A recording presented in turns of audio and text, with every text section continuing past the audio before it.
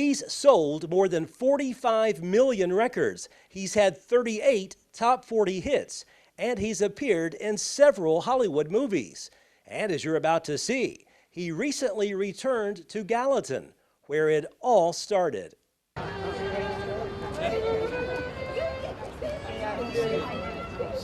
People line up at Town Square Records and Comics in Gallatin to meet an American icon.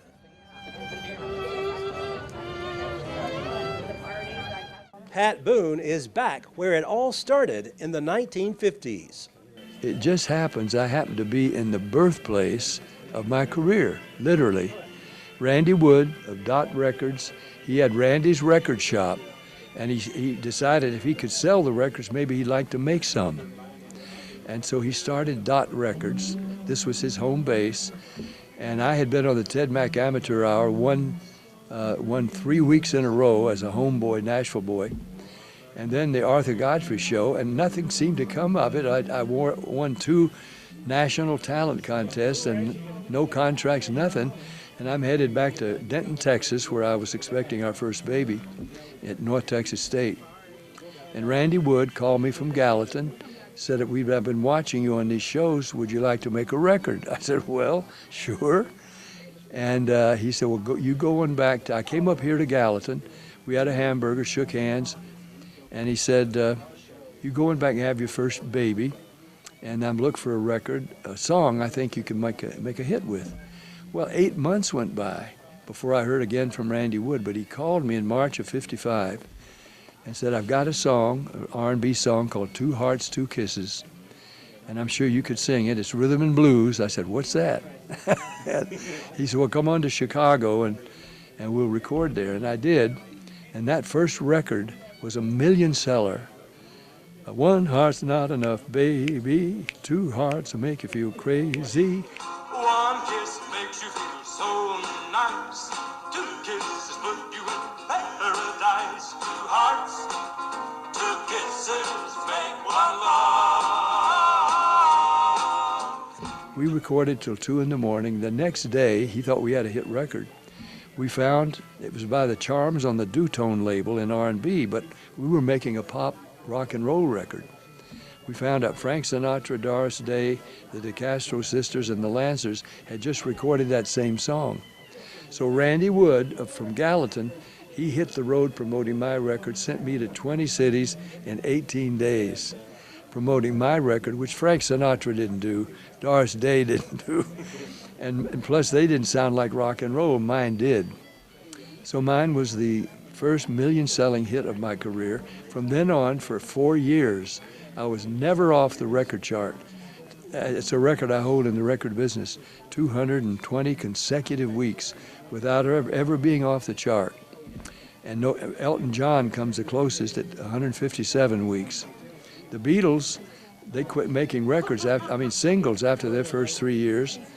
Elvis went to the Army after 3 years, and so nobody has that string of over 4 years, almost 4.5 years, without ever being off the chart.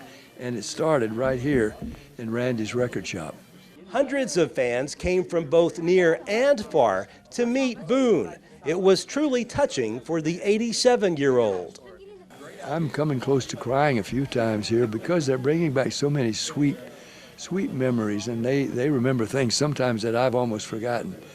And they've driven 6, 7, 8 hours or more, some overnight to get here, just because what they're telling me is that I've had an impact and influence in their lives, and that they've loved my music, and they're teaching their kids and their grandkids my music, which I think does hold up to the tests of time, and I'm very proud of that. But just to think that I've been woven into the lives of so many, literally millions of people through the 40 million records that I made on Dot Records, which started right here in this store.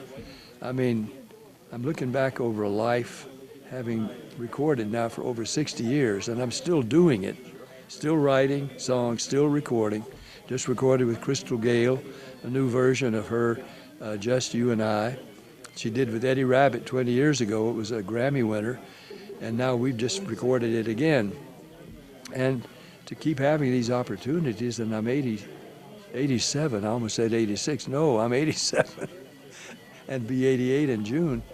And I'm still singing and still recording, and now the folks are coming and letting me know after all these years that I've really meant something in their lives. So it's a very emotional time for me, and I wouldn't have missed it for the world.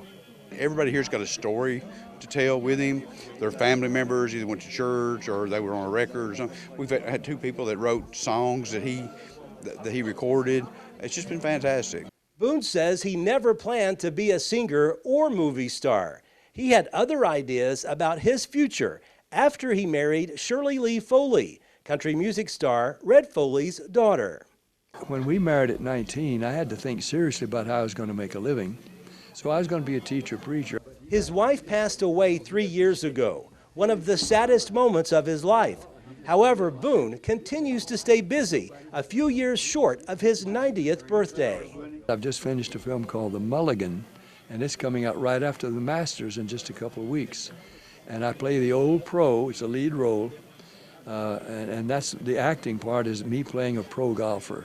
How do you see yourself? Not just in golf, but your whole existence, your life. I have a son who hates me, and my wife and I have been separated for about 5 years. Sounds like your game could use a mulligan. Taking a mulligan is cheating.